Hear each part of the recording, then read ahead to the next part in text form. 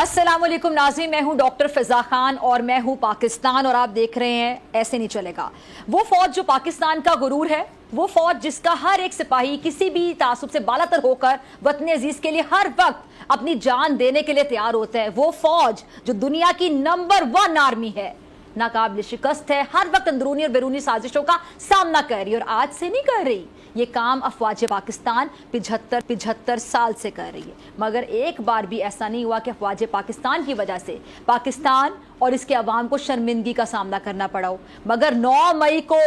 एक सियासी और करप्शन के इल्जाम में होने वाली गिरफ्तारी के रद्द अमल में आज पूरी कौम अपने अफवाज के सामने शर्मिंदा है। 9 मई को बानी पाकिस्तान कायद अज़म मोहम्मद अली जिन्ना की रिहाइश का और मौजूदा कोर कमांडर हाउस लाहौर, जो जिन्ना हाउस के नाम से जाना जाता है, उस पर धावा बोला गया, जलाओ घिराव किया गया, फौजी तंसीबात को निशाना बनाया गया। पाकिस्तान के वो शोहदा जो हमारे हीरोज हैं, जिन्होंने इस वतन अजीज के लिए अपनी जानें कुर्बान की हैं, जिन्होंने अपनी जवां मर्दी शुजात के झंडे गाड़े हैं, उनकी यादगारों को जलाया गया। और इस सारे अमल की जितनी मजम्मत और करने वाले दहशतगर्दों की जितनी मुरम्मत की जाए उतनी कम है। आज उसी 9 मई के वाक़यात के खिलाफ कौमी असम्बली में कसरत राय से मंजूर की गई। स्पीकर राजा परवेज अशरफ साहब की ज़ेर सदारत कौमी असम्बली का जो इजलास हुआ, जिसमें वज़ीर दिफा ख्वाजा आसिफ साहब ने सानिया 9 मई के वाक़यात के खिलाफ करारदाद पेश की और करारदाद में लिखा गया है कि 9 मई के तमाम जो मुकदमात हैं वो मौजूदा कवानीन के तहत चलेंगे। 9 मई को दिल दहला देने वाले जो शर्मनाक वाक़यात पेश आए और करारदाद में मुतालबा किया गया है कि 9 मई के वाक़यात में मुलव्विस जो अनासिर हैं,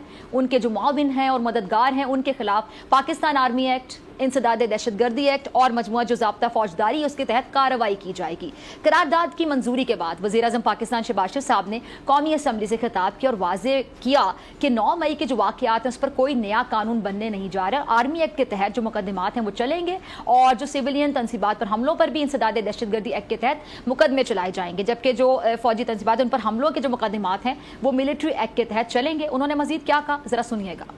जो सिविलियन तंसीबात हैं वहाँ पर आइन और कानून के मुताबिक एंटी टेररिस्ट एक्ट के तहत मुकदमे चलाए जाएंगे और जो फौजी तंसीबात वो आर्मी एक्ट के तहत चलेंगे। और दूसरी जानिब पाकिस्तान तहरीक इंसाफ के चेयरमैन इमरान खान ये कहते हैं कि उन्हें मंगल के रोज दोबारा गिरफ्तार किया जा सकता है। अब देखना ये कि क्या फिर से कोई रद्द अमल आएगा, जबकि अभी तक पूरी कौम ये जो गुज़िश्ता अफसोसनाक रद्द अमल है उससे नहीं निकल पा रही है। इसी तमाम तर सूरत हाल पर बात करने के लिए मेरे साथ